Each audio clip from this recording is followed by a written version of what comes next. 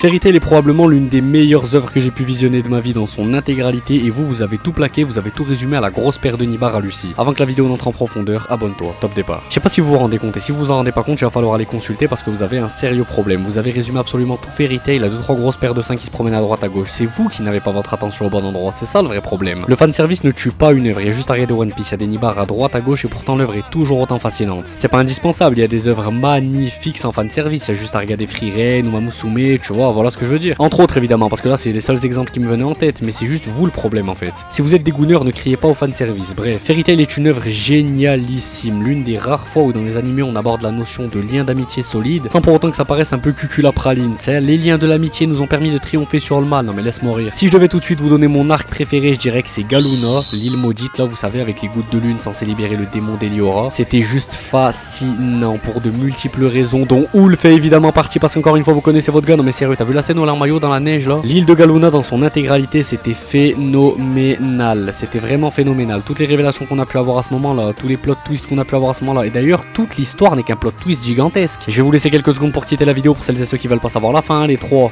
2, 1. En gros, le véritable ennemi final, c'est Acnologia, l'être humain devenu tueur de dragons, qui après avoir tué et absorbé le pouvoir de nombreux dragons, s'est lui-même transformé en un véritable dragon. Dragon qui considère lui-même les dragons et les êtres humains plus tard comme des êtres à anéantir, mais c'est une blague, le mec il veut tout niquer alors que lui-même c'est un dragon. Mais le plot twist n'est pas là. Avant d'aller botter le cul à Acnologia, on doit affronter Zelef, et Zelef possède le livre de END. Mais maintenant, savez-vous ce que signifie END? END signifiait Ethereal Natsu Dragnir depuis le début, ce qui signifie que Zelef et Natsu sont en fait des frères. Natsu est mort étant plus jeune, et Zelef a eu recours à un sort de magie interdite pour le ressusciter sous sa forme éthériale. Donc Acnologia est le boss final de la saga, mais Zelef est le dernier grand antagoniste scénaristique qui est lié à l'histoire de Natsu et qui nous apprend toute l'histoire de ce dernier. Natsu avait alors une occasion soit de renoncer totalement à son humanité et de devenir un démon, le démon final du livre de ND, soit de renoncer à sa part démoniaque et de rester humain. Je vous laisse deviner le choix qu'il a fait, on continue. L'île de Galuna, c'est mon arc préféré. En termes d'arc mémorable, on a aussi eu Phantom Lord, la guerre entre Fairy Tail et Phantom Lord, c'est pas pour rien que ça s'appelle comme ça. L'arc de la Tour du Paradis qui nous raconte l'histoire d'Erza, certains aiment, certains n'aiment pas, c'est vous qui voyez, et de Jelal. Évidemment, ça a toute son utilité d'introduire ces personnages. Horation 6, c'était vraiment pas mal, même si j'en ai vraiment pas beaucoup de souvenirs. Simplement, je me rappelle qu'Horation 6, c'est la guilde noire, c'est tout ce dont je me souviens. L'île de Tenro, l'épreuve de rang S interrompue par Grimoire Heurt et l'arrivée d'Acnologia. Le village du soleil, un arc très important car même si plus court, centré principalement sur les géants et sur END, dont je vous expliquais la signification plus tôt. L'arc de Tartaros, le combat contre la plus puissante guilde noire et un énorme tournant pour beaucoup de personnages, mais je vous laisserai aller voir, je vais pas vous spoil. Je vais pas vous citer tous les arcs, mais vous m'avez compris. Fairy Tail était une œuvre formidable de A à Z avec des personnages super attachants avec une histoire profonde et intéressante. C'est juste vous le problème, vous avez tout résumé à de grosses paires de seins parce que vous vous êtes laissé distraire, et en vrai je peux pas vous en vouloir, qui ne s'est pas laissé distraire étant petit par Lucie? On a tous vu une blonde avec des gros seins, comment est-ce qu'on était censé ne pas craquer? Au moins ce genre d'animé ça a fait de nous des hommes, des véritables. Pas des jeunes totalement déconstruits qui pensent qu'on peut avoir deux papas, bref. Pas des jeunes totalement déconstruits qui ont choisi d'aimer les hommes alors qu'il y a des femmes formidables sur cette planète, non mais c'est une blague. Il y en a ils ont vu des Sydney Sweeney, des Sabrina Carpenter, pour encore parler d'elle ils se sont dit